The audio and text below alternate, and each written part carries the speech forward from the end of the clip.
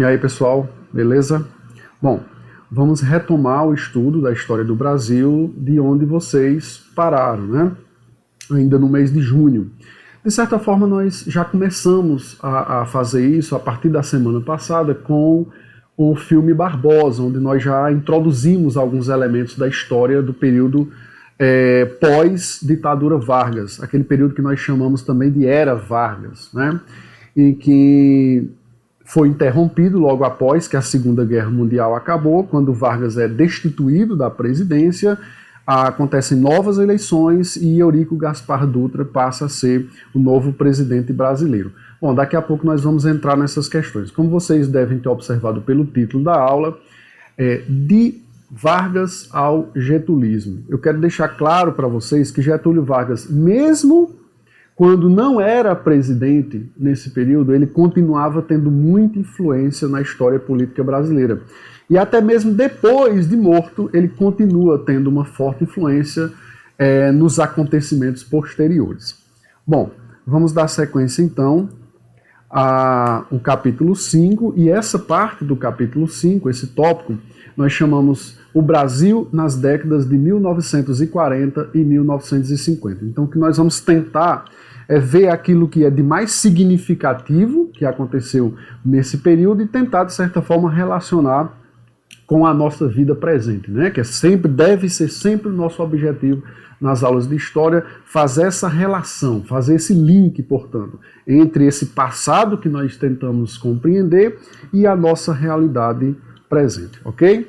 Adianto para vocês que essa será a parte 1 da nossa aula dessa semana, ok? Devido à importância desses acontecimentos para a história política do Brasil, portanto, a maneira como esses fatos repercutem até hoje na nossa vida, faz com que a gente dê uma atenção redobrada a eles. Claro, não com a preocupação em nenhum momento de decorar, de memorizar nomes, datas, mas é importante nós tentarmos compreender a relação que a nossa vida tem com esses fatos, esses acontecimentos do período, no caso desse encontro nosso de hoje, das décadas de 1940 e 1950.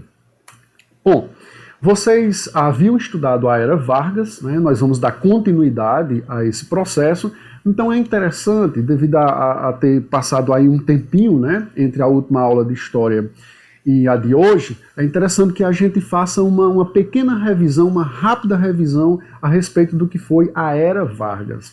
Esse período é chamado assim porque durante 15 anos consecutivos nós fomos governados, o Brasil foi governado por Getúlio Vargas. Só que esse período todo de 15 anos, ele não é uniforme, né? Ou seja, o que eu estou querendo dizer com isso é que essa história política do Brasil desse momento tem características específicas de cada momento. É por isso que nós vamos dizer que a Era Vargas tem fases. Elas são 3, segundo os historiadores. O governo provisório, o período democrático, chamado também de governo constitucional, e o Estado Novo. Então, muitas vezes, as pessoas se referem à Era Vargas como um período de ditadura no Brasil. Mas não é correto dizer dessa forma. A ditadura aconteceu apenas no 3º período da Era Vargas, ou seja, no Estado Novo. Então nós tivemos a ditadura do Estado Novo, que vai de 1937 a 1945. Então toda a fase que nós chamamos de Era Vargas, que vai de 1930 a 1945, não foi uma ditadura. A ditadura foi apenas de 37 a 45. Então, como vocês estão vendo aí nessa ilustração que eu preparei, o governo provisório ele vai de 1930 a 1934. Ele é chamado de provisório, vamos lembrar, porque quando houve o golpe, que a Aliança Liberal chamou de Revolução de 30, eles assumem o poder. Getúlio Vargas tinha sido derrotado nas eleições, lembrem disso. Mas eles não permitem que o candidato que se elegeu, o Júlio Prestes, assuma. Então eles destituem o presidente, o Washington Luiz, e acabam colocando no poder aquele que tinha sido derrotado nas eleições, que era o Getúlio Vargas. Como eles disseram que era um governo provisório, enquanto eles não convocavam uma Constituição e uma nova eleição, então nós acabamos por denominar, por chamar esse período de período provisório. Mas veja bem, provisório é uma coisa que não é definitiva, né? É uma coisa que tem um prazo ali para se acabar. No entanto, esse prazo acabou se estendendo bastante, né? Tanto que houve uma série de revoltas contra essa situação. A principal delas, é claro, foi a Revolução Constitucionalista de 1932, que partiu principalmente do estado de São Paulo. Getúlio Vargas consegue vencer essa tentativa de São Paulo de tirá-lo do poder, militarmente, vamos dizer assim. Só que essa pressão fez com que ele convocasse eleições para deputados e senadores para que eles fizessem uma nova Constituição. Tendo terminado essa nova Constituição, ela foi promulgada e foi realizada eleições para presidente. Só que essas eleições para presidente não foram realizadas com o povo diretamente votando, ou seja, quem votou foram os deputados e senadores que estavam lá para fazer a Constituição. E como vocês devem lembrar, quem venceu essas eleições foi justamente Getúlio Vargas. É por isso que Getúlio Vargas, que já era o presidente no período que nós chamamos de governo provisório, que vai de 30 até 34, ele vai continuar dessa vez eleito. Então ele tem um mandato que vai de 34 a 38, certo? Vocês escutaram, é isso mesmo. Deveria ir até 1938. Mas como vocês já sabem, em 1937 ele dá um golpe, né? Então esse período que vai de 1934 a 1937 nós chamamos de governo constitucional, já que ele estava governando com base na Constituição que tinha sido feita, e com base nessa Constituição ele realmente foi eleito e tinha o direito constitucional de ser presidente. Mas, como eu acabei de dizer, em 1937 ele dá um golpe e passa a ser de fato um ditador. Então, a partir desse momento, nós podemos dizer, sim, que houve uma ditadura comandada por Getúlio Vargas, a chamada ditadura do Estado Novo, que vai de 1937 a 1945. Perfeito? Então, dessa forma, a gente diz que o governo Vargas, ou a era Vargas, ela tem fases e ela tem faces, né? Ou seja, as fases e as faces de Getúlio. É por isso que eu enviei para vocês um card, para que vocês, esse card é maravilhoso, é super conhecido, né? Os livros de história apresentam muito, desenhado pelo chargista, cartunista Belmonte, que foi um grande personagem, né, da história do jornalismo brasileiro, porque ele acabava retratando através dos seus desenhos o que acontecia na política, não só do Brasil, como do mundo. Então ele desenhou essa tirinha, essa charge, chamada História de um governo, na verdade, que dura 15 anos. Então, ele coloca imagens, né, de Getúlio, de 1930, 1931, 1935, 1937. Observem que ele vai mudando a face de Getúlio. Em um momento Getúlio está alegre, Getúlio está feliz, em outro ele está desconfiado, em outro momento ele está com raiva, né? Então, nós podemos perceber o que era que estava acontecendo na história do Brasil, justamente por essa maneira como Belmonte desenhou a face de Getúlio. Nós observamos que, por exemplo, em 1930 ele está feliz porque ele assume o poder, né? A Aliança Liberal coloca ele na presidência da República. Em 1932, se vocês observarem, ele já está com a cara mais fechada, né? Ele já está com raiva. Por quê? Porque o Estado de São Paulo quer que ele faça uma nova Constituição, quer que ele convoque uma nova eleição, quer que ele saia do poder, ou seja, quer que enfim acabe esse tal governo provisório, né, que não tinha mais nada de provisório, já estava ficando, era definitivo. Em 1937 ele está com a cara realmente assim, ele está com raiva, né, ele tá com uma cara bem rude, por quê? Porque nesse momento começa a ditadura do Estado Novo, perfeito? Então vamos seguir. Bom, mas aí acaba a Segunda Guerra Mundial, acaba o governo Vargas também, e não é uma coincidência, pessoal. Lógico que o fato dele ser um ditador faz com que haja uma série de resistências, de lutas contrárias ao governo dele. Havia uma oposição. Apesar de que ele controlava a opinião pública, ele controlava os partidos, né? Ele permitia a existência do partido e das agremiações políticas que ele queria. No entanto, nós sabemos que há uma contradição forte entre aquilo que Vargas defende com a participação do Brasil na Segunda Guerra Mundial e o que ele faz aqui em nosso país. Ou seja, vocês estudaram a participação brasileira na Segunda Guerra Mundial e vocês viram que nós estávamos do lado das potências democráticas, dos países que defendiam a democracia contra o nazifascismo. Só que o que nós tínhamos aqui no Brasil, na verdade, era algo muito mais parecido com o que nós tínhamos na Itália e na Alemanha. Então, a partir do momento em que acaba a Segunda Guerra e as potências democráticas vencem, a continuação do governo Getúlio não faz realmente nenhum sentido, já que nós havíamos participado da luta em prol da democracia no mundo. E aqui no Brasil nós temos uma ditadura. Então, devido ao desgaste também que já vinha acontecendo com vários setores da elite política aqui do Brasil, Getúlio acaba sendo deposto, ou seja, ele deixa de ser o presidente do Brasil. Nesse momento começa o período de transição.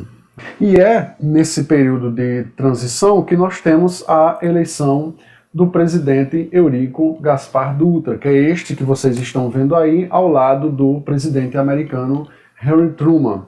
Eles estão aí, vamos dizer, invertidos, né? O presidente Dutra é esse que eu marquei, que está aí à frente da bandeira dos Estados Unidos. Então é interessante nós percebermos como há um alinhamento do Brasil com os Estados Unidos no plano internacional, porque nós estávamos começando nesse momento a chamada Guerra Fria, assunto inclusive que nós vamos aprofundar no capítulo 6. Então os países eram convocados, né, entre aspas, a se alinhar, a se aliar, portanto, ou a Estados Unidos ou à União Soviética, portanto, ou ao modelo capitalista liberal ou ao modelo socialista, comunista, soviético. Né? Então, uma das características importantes para nós entendermos esse governo Dutra é justamente o alinhamento com os Estados Unidos. Na aula passada, quando nós utilizamos o filme Barbosa, eu falei para vocês que a característica em termos de modelo econômico, de plano político-econômico do governo Dutra, era o chamado Plano SALT, que eu até brinquei, disse que a palavra SALT, né, tinha a ver também com o salto para o futuro. É claro que havia essa intenção, salto para o progresso, para a modernização. E é importante dizer, pessoal, que essa modernização começou justamente com a presença da Aliança Liberal no governo brasileiro.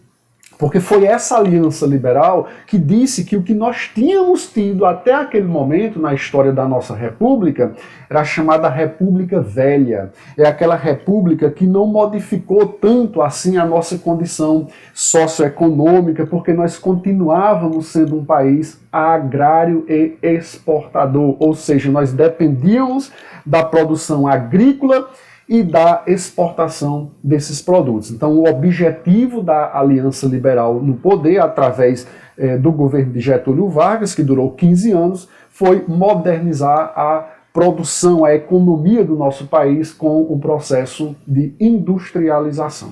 E, de fato, isso foi algo que aconteceu, e no governo Eurico Gaspar Dutra, isso ia ter uma continuidade. Mas, atenção, observe que há uma diferença importante. No caso do governo Vargas, nós temos o nacional-estatismo. Vocês devem lembrar que é quando nós temos restrições às importações, ou seja, nós caçamos uma maneira de evitar que entrem muitos produtos estrangeiros no nosso país, justamente para poder incentivar a produção nacional. Uma produção que deve ser com capital, certo? Com dinheiro investido do nosso próprio país. E isso deve partir também do próprio Estado, ou seja, do próprio governo. Então nós chamamos esse modelo de nacional estatista. É muito importante vocês entenderem isso. Não é importante memorizar nomes, memorizar datas, mas é muito importante entender os dois modelos econômicos que nessa época aí, se confrontavam, e que, de certa forma, tem muita relação com a nossa vida até hoje. O modelo adotado no governo Dutra não era o nacional-estatista, era o liberal, justamente influenciado pelos Estados Unidos. E esse modelo liberal, ele já pregava o quê? Um incentivo à vinda de mercadorias estrangeiras. E aí vocês podem pensar, mas José, mas isso não faz muito sentido. Como é que você vai incentivar a vinda de produtos estrangeiros para cá? Então as pessoas não vão comprar o que é produzido aqui. Ora, o que é que os liberais vão dizer? Eles vão alegar que a vinda de produtos estrangeiros faz com que a indústria do país tenha que se desenvolver mais para produzir produtos de boa qualidade para poder concorrer com os estrangeiros. Então, assim, de certa forma, também a sua economia se desenvolve, certo? E essa produção, ela não tem que partir do Estado, ou seja, ela não tem que partir do governo, ela tem que partir da iniciativa privada, ou seja, dos próprios empresários. Então esse é o modelo liberal, que no Brasil ficou conhecido como liberal conservador, certo? Então o Plano Salty, ele tem esse nome não só porque ele passa a ideia de um salto, né, para o futuro, para o progresso, para o desenvolvimento, mas é porque também a junção das letras iniciais das palavras, que na verdade são as áreas que eles queriam desenvolver, né, para que o Brasil atingisse esse progresso, que seria a saúde, a alimentação, o transporte e a energia, certo? As outras características importantes do governo de Eurico Gaspar Dutra são o fato dele estar alinhado aos Estados Unidos e ser um governo liberal, como eu já falei, também a abertura para as importações, né, e a economia baseada no capital privado. Então esses são os 4 elementos que vão caracterizar a economia e a política durante esse período do governo de Eurico Gaspar Dutra. Só que aí, pessoal, essa política acabou, no final das contas, não dando tão certo assim. No final do governo havia uma inflação, certo? Que para a época era importante, era significativa, e havia também muito desemprego. Então vejam bem que não são duas coisas que dão popularidade a um governo, né? O preço das coisas aumentando e as pessoas desempregadas. Então houve uma crise desse modelo que nós chamamos de liberal conservador, e isso abriu as portas para a volta de Getúlio Vargas ao poder, né? As eleições de 1950 acontecem e Getúlio é eleito.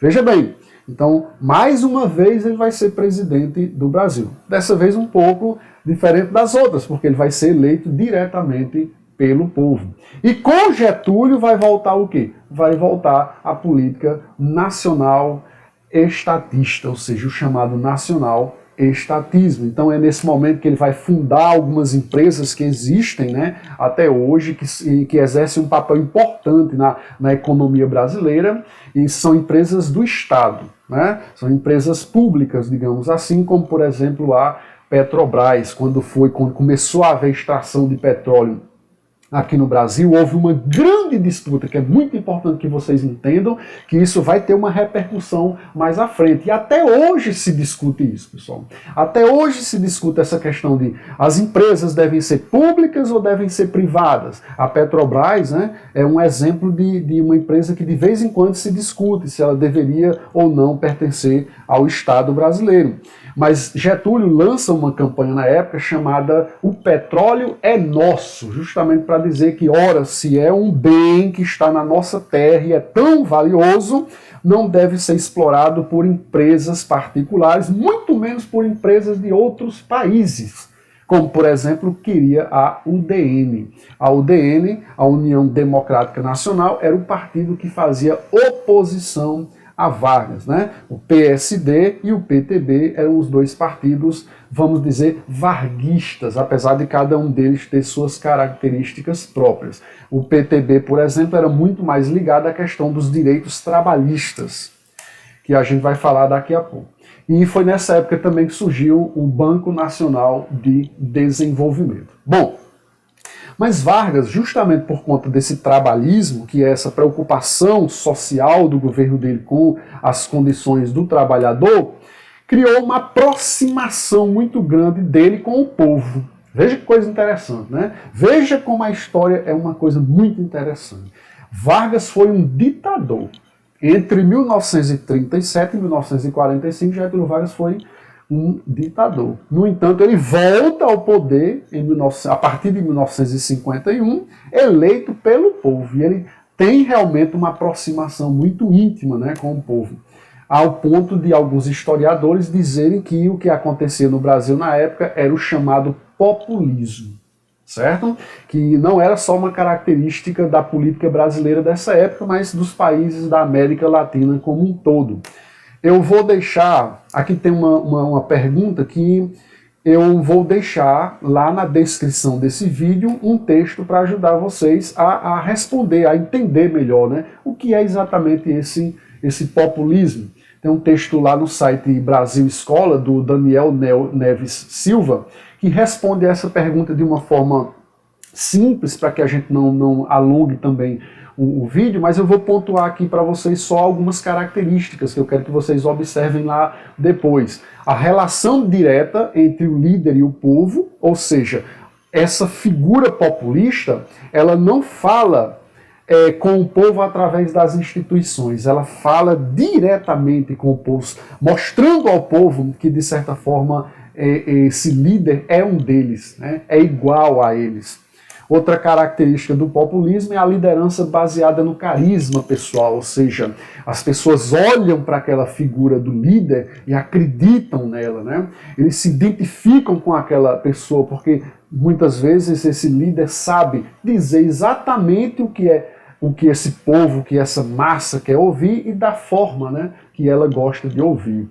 Nós vimos isso acontecer em outros lugares, em outros momentos da história do século XX, como no fascismo na Itália e no nazismo na Alemanha. Frágil sistema partidário, ou seja, nesses lugares e nesses momentos históricos, havia uma fraqueza muito grande dos partidos políticos. No Brasil, pessoal, nós podemos dizer que até hoje existe um pouco isso, né? Eu estou sendo assim muito cuidadoso com as palavras, eu na verdade acho que existe muito isso, porque as pessoas tendem muito mais a se identificar com as pessoas do que com os partidos. Se vocês forem comparar, por exemplo, com os Estados Unidos, na história americana nós temos dois partidos fortes. Não existem apenas esses dois partidos, mas eles são de fato os mais fortes, que é o Partido Democrata e o Partido Republicano. Observe que é normal, né, as pessoas dizerem nos Estados Unidos que são democratas ou republicanos. Por quê? Porque eles entendem que as pessoas vão passar. O presidente que está lá, logo ele vai deixar de ser presidente, mas o partido fica. No Brasil não é bem assim que acontece. As pessoas muitas vezes nem lembram, nem sabem qual é o partido de determinada pessoa, de determinado político. Eles se identificam muito mais com a pessoa. E um forte nacionalismo econômico, né? No discurso você defende as coisas que são do seu país, da sua nação. Então são características do populismo que muitos historiadores associam à figura de Getúlio Vargas. Eu fiz questão de trazer essa discussão aqui para esse vídeo, porque o livro de vocês é um livro excelente, diga-se de passagem, mas ele não pontua essa questão, certo? Ele deixa de lado esse conceito do populismo. E isso, quando vocês estiverem no ensino médio, isso vai ser certamente explorado pelo professor, e é interessante que vocês já tenham algum conhecimento a respeito. Bom, essa imagem que vocês estão vendo agora, imagem dramática, né? Aliás, são duas imagens aí que eu fragmentei em pedaços. À direita você tem Getúlio Vargas em um caixão, ou seja, ele está morto. E mais acima, no ângulo superior esquerdo, você tem a figura do Carlos Lacerda. Bom, Getúlio Vargas vocês já sabem quem é. Vamos falar então do Carlos Lacerda. Eu falei agora há pouco que existia um partido chamado UDN, a União Democrática Nacional, que era o partido que fazia oposição ao governo de Getúlio Vargas, não só ao governo, mas à própria figura de Getúlio. E o principal, vamos dizer, orador, a principal voz desse partido, a UDN, era esse cara que vocês estão vendo aí, o Carlos Lacerda. Ele era advogado de formação, mas era jornalista na prática e havia fundado um jornal, o Tribuna da Imprensa, que servia basicamente para atacar o governo Vargas, para criticar o governo Vargas. Então as pressões contra Getúlio eram fortes, porque havia essa divergência principalmente relacionada a quê? Ao modelo de desenvolvimento do Brasil. De um lado, o nacional-estatismo e do outro lado, o liberalismo conservador. Bom, não sei se vocês estão percebendo, mas o Carlos Lacerda, nessa imagem, ele está sendo carregado. Tem algumas pessoas aí que estão levando ele, pessoal, porque ele sofreu um tiro. Ele sofreu um atentado. Tentaram matá-lo. Não conseguiram matá-lo porque ele foi atingido apenas no pé. Só que um major da aeronáutica chamado Rubem Weiss, que estava fazendo justamente a proteção de Carlos Lacerda, porque eles já desconfiavam que alguém ligado a Getúlio Vargas poderia cometer um atentado contra ele, já que ele fazia uma forte oposição a Getúlio, acabou sendo morto. Então veja bem, um major da aeronáutica morre defendendo aquele que é o principal opositor de Getúlio Vargas. É claro que vai acontecer um tumulto político muito grande no Brasil.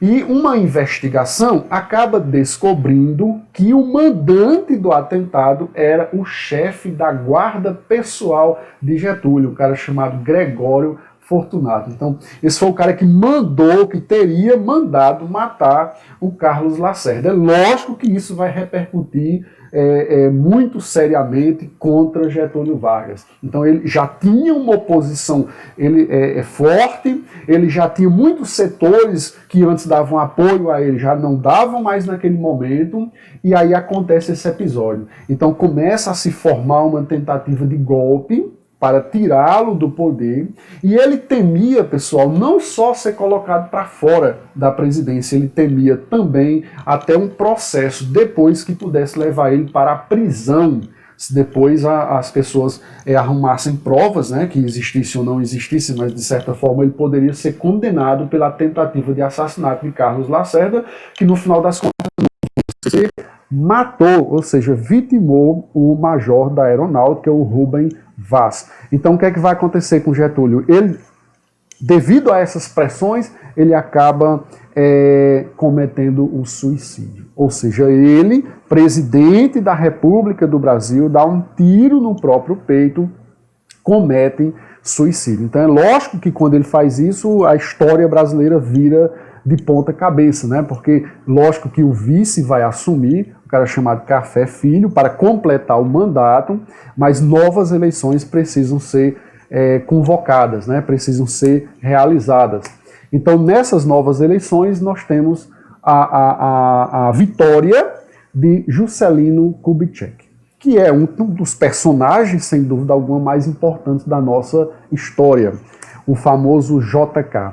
Então, se nós tivemos num dado momento a era Vargas, agora nós temos a era JK, ou seja, os 50 anos e 5. Os 50 anos em 5 era o slogan da campanha dele, porque ele dizia que o Brasil estava se desenvolvendo, mas muito lentamente, enquanto o resto do mundo crescia muito aceleradamente. Então era necessário que o Brasil corresse, né, para acompanhar as outras nações, principalmente no que se refere ao processo de industrialização.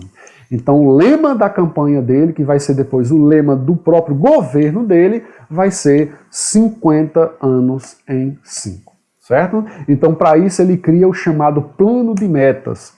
E o Plano de Metas tem como objetivo principal, como eu falei, levar o Brasil ao desenvolvimento. Ele fala tanto, né, nesse desenvolvimento, nessa modernização, nesse progresso, que nós associamos uma palavra ao período em que ele foi o presidente do Brasil, que é o desenvolvimentismo. O Brasil, portanto, precisava se desenvolver, e se desenvolver a partir da industrialização, que era algo que já tinha, vamos dizer assim, tido um salto importante, né, um momento importante lá no período de Getúlio Vargas. E um dos símbolos desse progresso, desse desenvolvimento, que foi conseguido durante o período de Juscelino Kubitschek, é justamente a construção da capital do nosso país, da capital atual do nosso país. Até aquele momento, a capital do Brasil era o Rio de Janeiro. Brasília é construída e é inaugurada no governo de Juscelino Kubitschek, como se fosse um símbolo desse desenvolvimento, né? Que precisava chegar a outras regiões do Brasil, já que até aquele momento você tinha claramente um desenvolvimento concentrado na região sudeste. Mas, como vocês vão ver daqui a pouco, o governo Juscelino acabou não conseguindo isso. Então esse plano de metas ele vai ser baseado principalmente no desenvolvimento da energia e dos transportes, como aliás o governo Dutra já falava, e aí ele vai trazer também um elemento novo que é a indústria de base. Pessoal, para quem não sabe, mas eu acho que vocês estudam nas aulas de geografia, indústria de base é aquela indústria que se especializa na fabricação de máquinas, de matéria-prima, para ser usada justamente para a fabricação de outras coisas. Certo? Então essa é a chamada indústria de base. Um país não pode se industrializar, se desenvolver industrialmente sem esse tipo de produção, ok? O governo Juscelino Kubitschek acabou dando assim certo, vamos dizer, acabou tendo esse reconhecimento como um governo que contribuiu para o desenvolvimento do nosso país, porque uma série de outras coisas importantes e boas, né, aconteceram nesse período, como o fato, por exemplo, do Brasil ter sido campeão mundial de futebol. Nós já vimos na aula passada com o filme Barbosa que isso tem um impacto social importante, devido à nossa sociedade gostar tanto, né, desse esporte. Lá em 1950, durante o governo Dutra, o Brasil tinha perdido aquela Copa do Mundo disputada aqui no nosso país. Agora o Brasil ganha a Copa, então é um momento de glória para a nossa sociedade. Como vocês estão vendo também, é o momento que surge a bossa nova, é o momento que surge o cinema novo. É por isso que os historiadores vão chamar esse momento de anos dourados, né? Até porque depois nós vamos ter, durante a presença dos militares no governo brasileiro, os anos de chumbo. Então nós vamos ter esses dois momentos, né? Os anos dourados e os anos de chumbo. Bom, Juscelino Kubitschek é importante, é fundamental, aliás, a gente pontuar isso. Ele tinha como função histórica no nosso país, reconhecido por ele mesmo, levar o Brasil a esse desenvolvimento, a esse progresso. Então nós vamos sempre associar essa palavra ao governo Juscelino, o progresso, certo? Que era aquilo que ele defendia. É por isso que ele pregou desde durante a campanha o desenvolvimento acelerado do Brasil. Ou seja, nós vamos desenvolver o Brasil 50 anos em apenas 5. Os 5 justamente que correspondem aos 5 anos do governo dele. Mas esse desenvolvimento não chegou para todos e nem chegou para todas as regiões. É por isso que vocês estão vendo aí na imagem o famoso pau de arara, como a gente conhece, né? Que é um símbolo desse período também que o Brasil estava se desenvolvendo. No entanto, esse desenvolvimento estava localizado num lugar especificamente. E que lugar era esse, pessoal? A região sudeste. Observem no mapa aí que é justamente nesse lugar que esse desenvolvimento acontece mais, concentrando as indústrias, fazendo com que as pessoas de outras regiões do Brasil, principalmente do norte e do nordeste, se desloquem para lá. Qual é a consequência disso na nossa história? A consequência disso é cenas como essa que vocês estão vendo. Uma grave desigualdade social nas grandes cidades, né? Nós tivemos cidades que cresceram demais. Houve um inchaço populacional nessa cidade justamente porque pessoas de outras regiões foram para lá.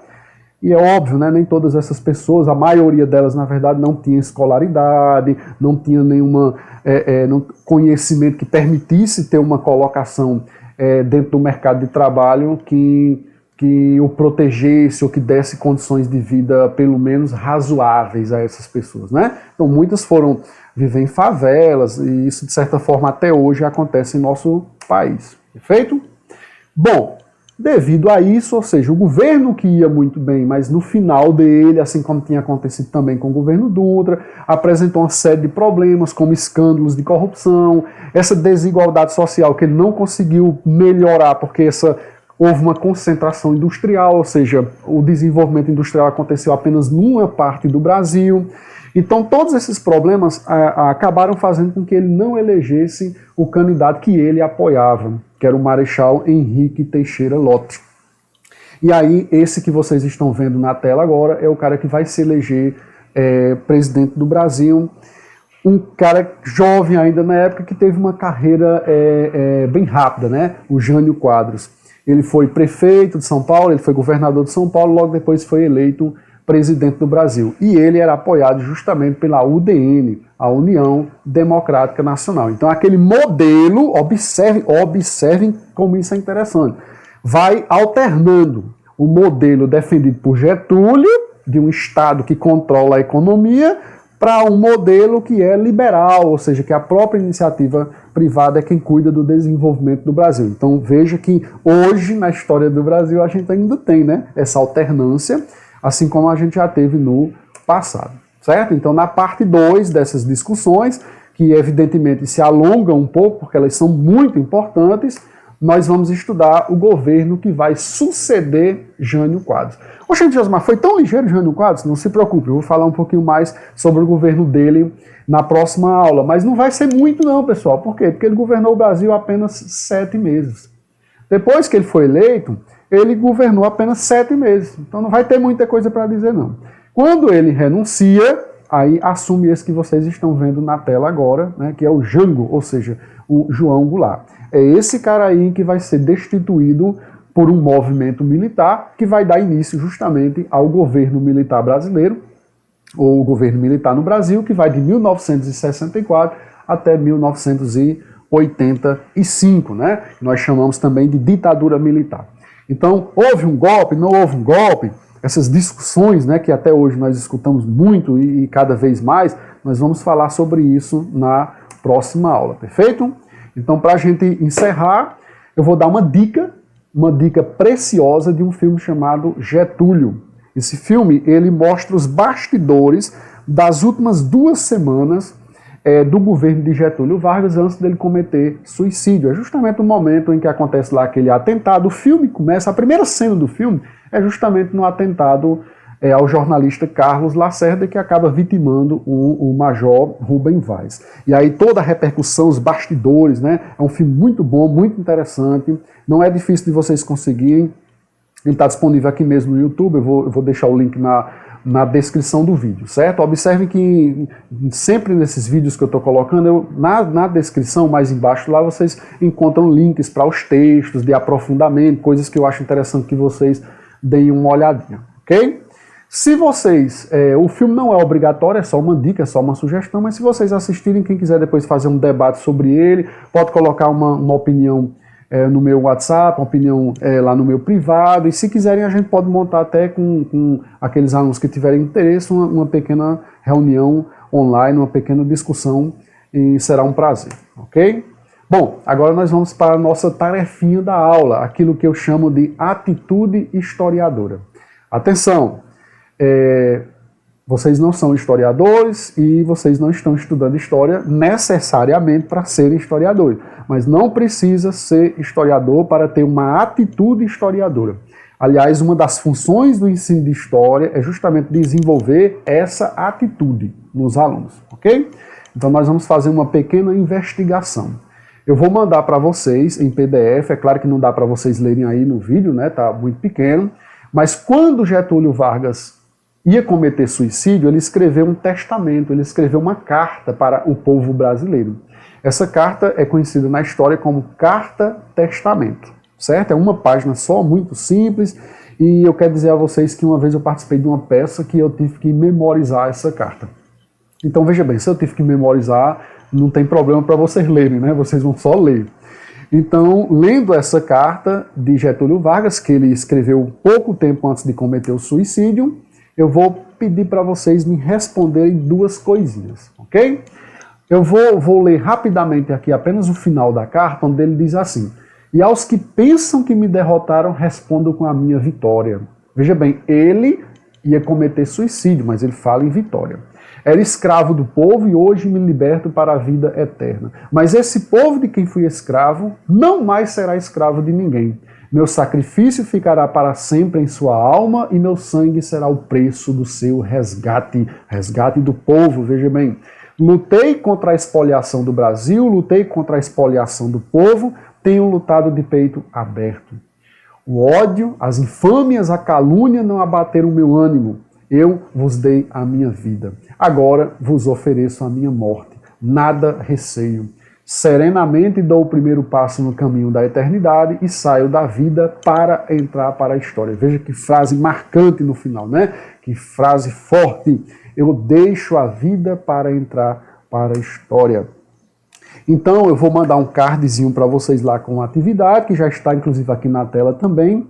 Leia a Carta Testamento de Getúlio Vargas, que está em anexo, e responda: quem eram aqueles que Vargas dizia não saírem vencedores com o seu holocausto? O holocausto é o sacrifício, né, que ele diz que está cometendo em favor do povo.